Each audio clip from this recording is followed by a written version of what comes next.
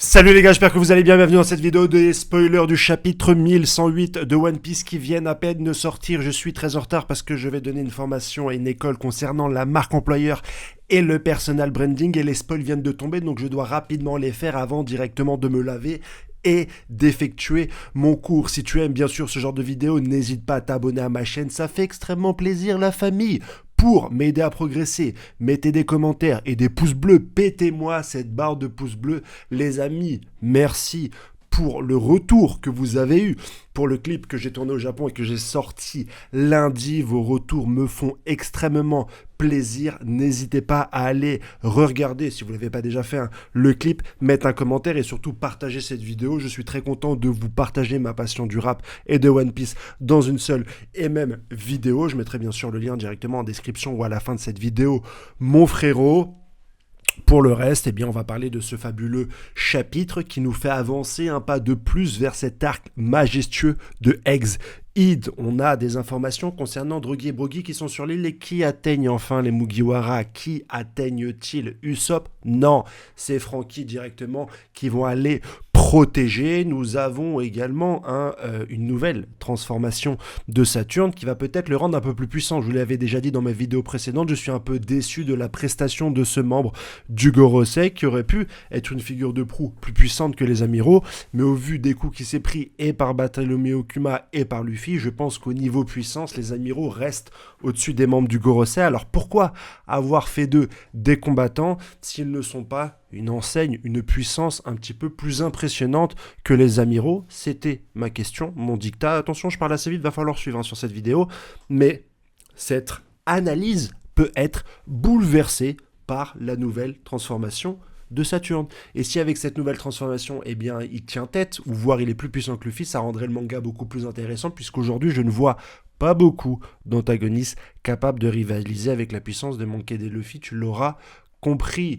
On a un trio, un duo, un combat, Luffy, Sanji, qui s'est monté assez impressionnant la semaine dernière en réussissant à bloquer un coup de Kizaru, contre cette nouvelle transformation de Saturne, et Luffy va tanker, stopper et Kizaru et Saturne. Petite parenthèse, Kizaru, il a attaqué encore mortellement le Dr Vegapunk. Je pensais qu'il avait une certaine moralité envers ses anciens amis et qui se freinerait au niveau de la violence et de l'impact qu'il peut avoir envers Kuma, Bonnie ou le Dr Vegapunk, mais il n'en est rien dans ce chapitre. Il est dit que Kizaru réussit à attaquer finalement Vegapunk.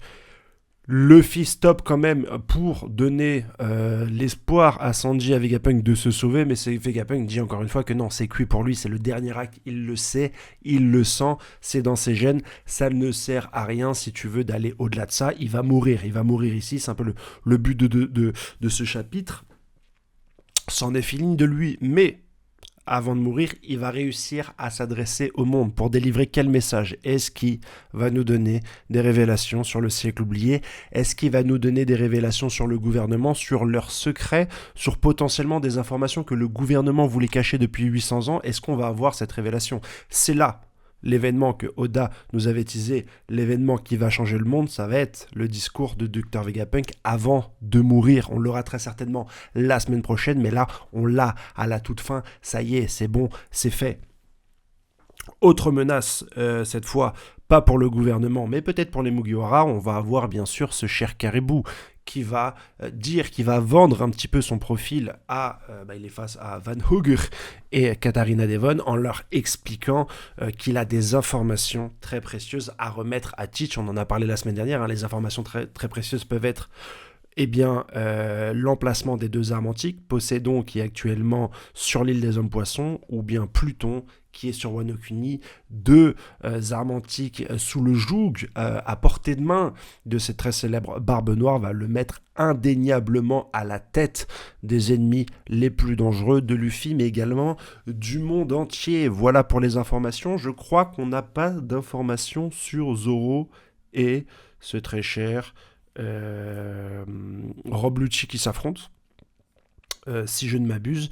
Et voilà à peu près pour les informations sur ce chapitre. Je n'oublie rien, mais en tout cas, je vous ai donné les éléments les plus intéressants. Merci d'avoir suivi cette vidéo. J'ai pas le temps de faire un montage, mais je vous prépare une review de folie pour ce week-end. N'hésite pas à partager mon clip de rap, ça fait toujours plaisir et passe une excellente journée. Allez, ciao, bye bye.